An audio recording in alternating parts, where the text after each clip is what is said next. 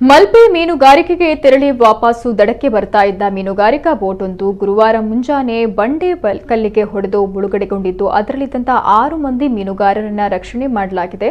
ಕಲ್ಯಾಣಪುರದ ಭಾರತಿ ತಿಂಗಳಾಯ ಎಂಬುವರ ಮಾಲಕತ್ವದ ಶ್ರೀ ನವಶಕ್ತಿ ಹೆಸರಿನ ಬೋಟ್ ಇದಾಗಿದ್ದು ಅಕ್ಟೋಬರ್ 25ರಂದು ಮಲ್ಪೆ ಬಂದರಿನಿಂದ ಮೀನುಗಾರಿಕೆಗೆ ಹೊರಟಿತ್ತು.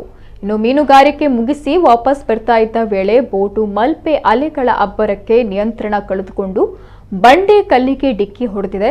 ಇದರಿಂದ ಬೋಟಿನ ಅಡಿಭಾಗ ಸಂಪೂರ್ಣ ಹಾನಿಗೊಂಡಿದೆ. ಪರಿಣಾಮ ನೀರು ಬೋಟಿನ ಒಳಹೊಕ್ಕು ಸಂಪೂರ್ಣ ಮುಳುಗುವ ಸ್ಥಿತಿಯಲ್ಲಿದೆ.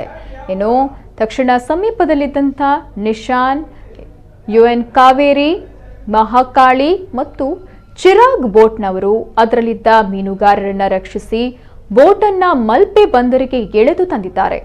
ಬೋಟಿನಲ್ಲಿದ್ದಂಥ ಮೀನು ಸಹಿತ ಬಲೆ ಹಾಗೂ ಇನ್ನಿತರ ಸಲಕರಣೆಗಳು ಸಮುದ್ರ ಪಾಲಾಗಿದ್ದಾವೆ. ಇದರಿಂದ ಸುಮಾರು 20 ಲಕ್ಷ ರೂಪಾಯಿ ನಷ್ಟ ಉಂಟಾಗಿದೆ ಎಂದು ಅಂದಾಜಿಸಲಾಗಿದೆ.